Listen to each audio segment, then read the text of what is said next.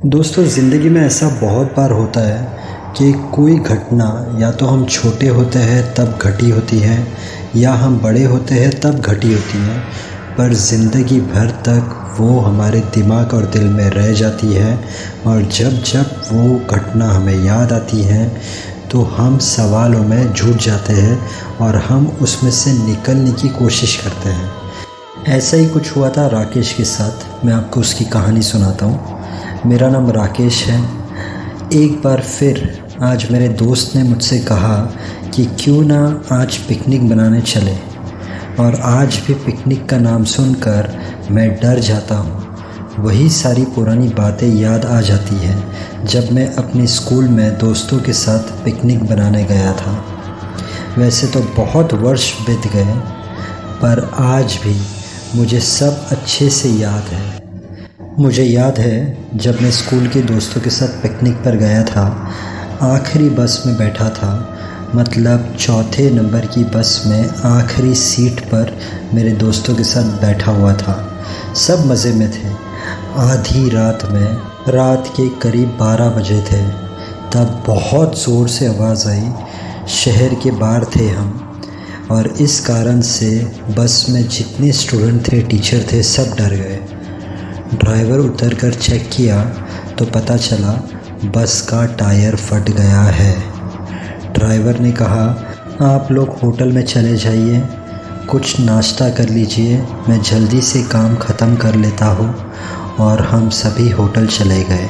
और जब होटल पहुँचे तो वहाँ पर सिर्फ़ एक बुज़ुर्ग थे और उन्होंने कहा आइए। जब हमने उनसे पूछा ये होटल में कोई नहीं रहता, तो उसने कहा ये होटल में बहुत कम लोग आते हैं, मैं ये होटल की रखवाली करता हूँ, आपको जो भी चाहिए आप मुझसे कहिए, मैं आपको ला के दूँगा। उसके बाल थोड़े लंबे थे, शक्ल थोड़ी डरावनी थी, उसे देखकर अलग सा लगता था, पर हमने कहा ठीक है, और हम होटल में चले गए। वो बुज़ुर्ग आदमी सबके लिए खाना लेकर आया, पर उस वक्त अचानक से बहुत ज़ोर की भयानक आवाज़ आई और हम सभी डर गए। तभी हमारी मिस ने वही एक साइड पर आग जलाई और हम सबसे कहा कि तुम इस आग के आजू बाजू बैठ जाओ। मुझे ऐसा लगा जैसे कि होटल के साइड में जो पेड़ था, उस पेड़ के पीछे से कोई मुझे देख रहा है। मेरा ध्यान बार बार उस पेड़ की तरफ जा रहा था, मानो कोई हमें बार बार झांक रहा है या हम पर किसी की नज़र है। ऐसा ही मैं महसूस कर रहा था। पर जब भी मैं उस पेड़ की तरफ देखता तो वहाँ पर कोई नहीं होता, तो मुझे लगता शायद मैं डरा हुआ हो, इसलिए ये सब हो रहा है। तभी वो बुज़ुर्ग अचानक फिर से आए और कहा, आप सभी इस आवाज़ को भूल जाइए, काफ़ी डरावनी आवाज़ है, ये आवाज़ थोड़े टाइम के लिए आएगी, उसके बाद बंद हो जाएगी, तो आप लोग खाने पर ध्यान दीजिए, नहीं तो आपका ध्यान नहीं लगेगा और आप खाना भी नहीं खा पाओगे।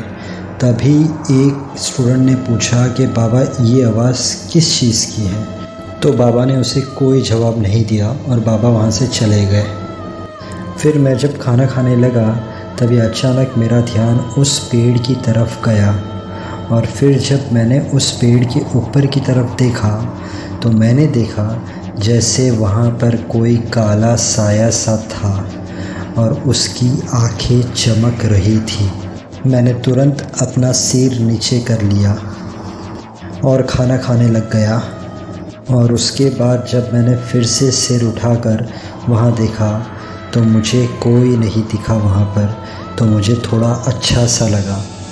मैंने खुद को संतुष्ट करने के लिए दोबारा देखा तो पेड़ के उस डाल पर कोई नहीं था। इतने में ड्राइवर ने आकर हम लोगों को कहा कि टायर ठीक हो गया है, अभी आप लोग बस में बैठ सकते हो। तब रात के 2 बजे थे, हम बस में गए और बस में खिड़की में से मैंने सोचा कि एक बार फिर मैं उस पेड़ की तरफ देखूं, पर उसी वक्त मेरे टीचर की आवाज़ आई, सब सो जाओ, अभी सुबह में हम पिकनिक स्पॉट पर पहुंच जाएंगे। और हम सब सो गए।